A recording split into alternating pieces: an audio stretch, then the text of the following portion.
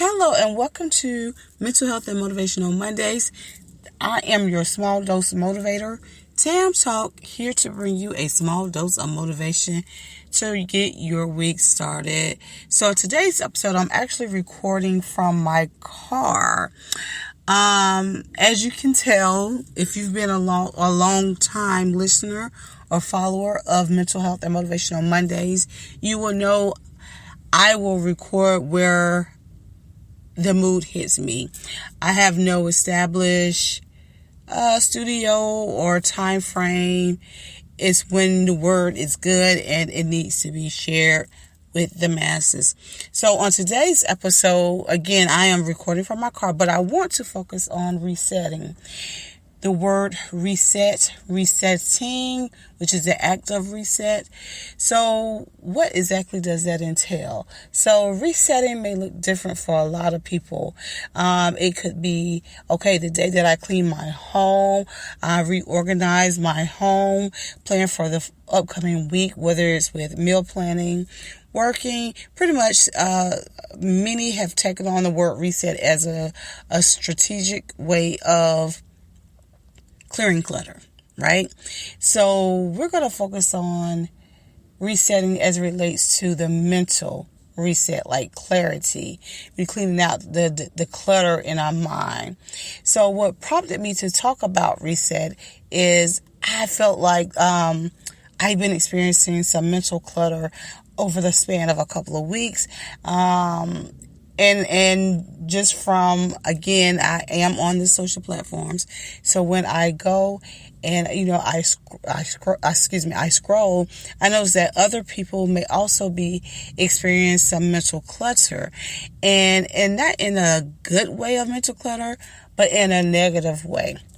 So I want to come on and talk about mental resetting, again, regaining mental clarity.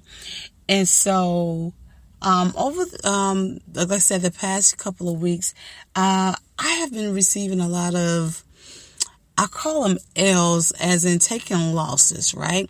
Now, typically, I'm pretty good about taking a loss because I know that whatever I lost, either that season has ended or it wasn't intended for me to have because God has something bigger and better for me. So I take my L's or I take my rejections, like a man, a tough man, right? But again, over the past couple of weeks, I've been getting hit with L's left and right. Everywhere, every which way I turned, there was an L, right? And it wasn't just in a specific area. It was like an L was being taken in, I would say, in every aspect of my life, from wealth to health, right? And then there was some L's being taken in some other people that I know. And so it became too much and it became overwhelming. And so I was forced to get still because of, when the L with the health, right? I was forced to get still. And I started noticing some, I call them suicidal ideations. I don't act on suicide ideations. I've never experienced it, but it started to creep, little voices start creep in. So it's like, hold a minute, wait a minute. So I began praying because I'm a woman of faith. At the moment, I was like, okay, I must be going through a Job season, God. What did I ask for? What did I pray for, God? Because the way that it's coming,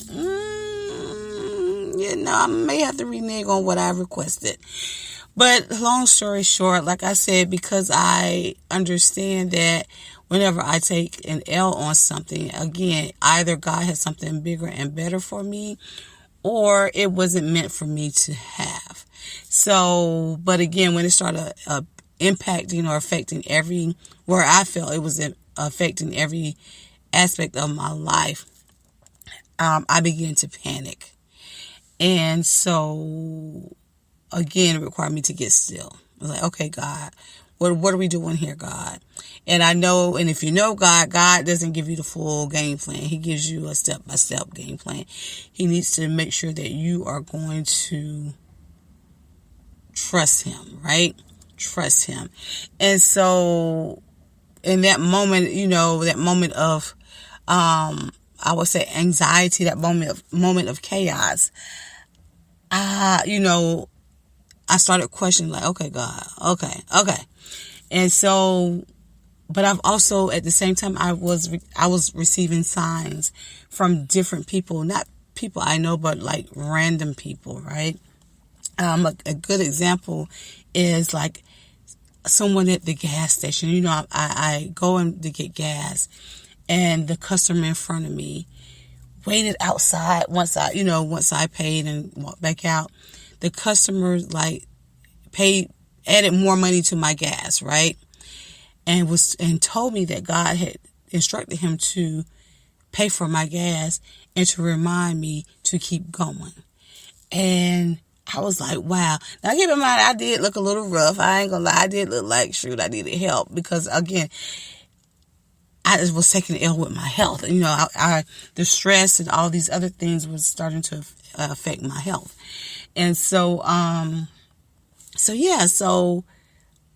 that was that was a reminder from God. And then it was another reminder from various other people that God is in control, for me to keep going, for me to keep my head up. And so, little sermon excerpts on like TikTok or, YouTube or Facebook or what have you. And they were pretty much resonating the same message. Keep going, keep going.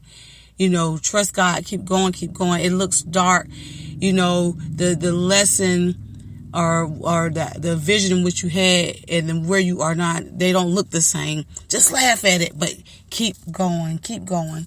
So it kind of kept me motivated, right? It kept me motivated, it kept me encouraged. And like I said, I'm a woman of faith, so I tend to believe I am a strong believer. Maybe not as strong as I thought I was, but it is developing me to become a stronger believer. And then I had one gentleman share with me about, he said, which thing is stronger? Is it the mustard seed or the peach? And I was like, the mustard seed. He's like, well, if you know that, then trust in that. That all you need is a mustard seed of faith. And so, and then it is like, okay, you can go ahead and cry now. So I say all that to say that those little nuggets, those little reminders, they help me to get rid of some of the mental clutter, or to begin resetting my mental status or my mindset as it relates to everything that was going on around me, right? Around me. And so again, I'm one for getting into my grateful bag. So I started getting back into my grateful bag, like thanking God for the things that are going well, right? Even the little, like the L's, right? Because I trust him. I know that he has something better. And so I got into my grateful bag, and it felt like when I got into my grateful bag, whatever gray cloud or dark cloud, it started to shift, right? It started to shift away from me, my mindset. So I say all that to say that whatever you are going through, again, understand whether it's you taking an L or setback, or just seeing all the chaos going on around you, or perhaps you are experiencing some of the chaos. Just know, one, get still, get into your grateful bag, start thanking God for the things that are going right, and do know that things will get better. It is a season. It is only a season. And so that will help to start declutter or resetting your mindset, right? Resetting your mindset. And another thing that I was also reminded of, or the common thread through all those encounters, was to put God first, put him above everything. And I know that there are times I, try to control things, right? But it got to a point where I was like, okay, God, you are in control. You are totally in control. And so when I said that, and again, he became in control. And so I can't control. I'm trying to do things out of my own will, out of my own strength. But God said, take your hands off of it. Take your hands off of it. And so when I finally took my hands off of it, sometimes God may pry your hands off of it, because some of us are stubborn. I'll be the first to admit I can be a little stubborn. So he took my hands were taken off of it. And he began to do the work. And so, again, I'm here to encourage you that whatever you are experiencing or whatever you are witnessing around you or within you, know that God is in control. Take your hands off of it. Get into your grateful bag. And then also do what you can do for others, right? Because that also provides some gratitude that you had something. You were able to give something to someone in need, and that you are worthy, you have value, you have something to give. It's not always money that you may be able to give people. It may not even be, I don't know. I'm just saying it just could be time. It could be conversation. It could be an encouraging word. It could just be, we don't know what we have, our worth or our value that we have that someone else may be in need of, right? Someone may be in need of an encouraging word. Someone may be in need of, I would say, money, right? But if God has blessed you, and I say this, if God has blessed you in an area that you see someone else is in need, why not serve them? Why not bless them, right? Why not give God the glory in that? God bless you with that resource, with that word, with that gift, so that it can be a blessing for others. And I've heard people say, well, I'm blessing my kids, so I ain't got, I don't have to worry about blessing everybody else.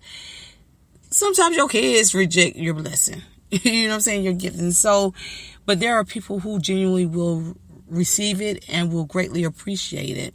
So, again, get into your grateful bag. Give, your gift is not just for you. It is for others, to be shared with others. So that's all that I have for today's episode. So pretty much, again, all the tips that I shared, my story, my journey, know that God is in control. Know that, this is just a season, and like I said, get into your grateful bag and be a blessing to someone, because when you become a blessing to someone and it is truly and genuinely appreciated, it helps you to determine, or I don't want to say determine, but understand that you do have value, that you do have worth. I don't care what the economy states, what the capitalistic environment states. You have value, you have worth, and sometimes our value and our worth supersedes or exceeds money, right? Wealth is more than just money. Wealth is more than just freedom. Wealth is whatever God has blessed you with to be a blessing to others.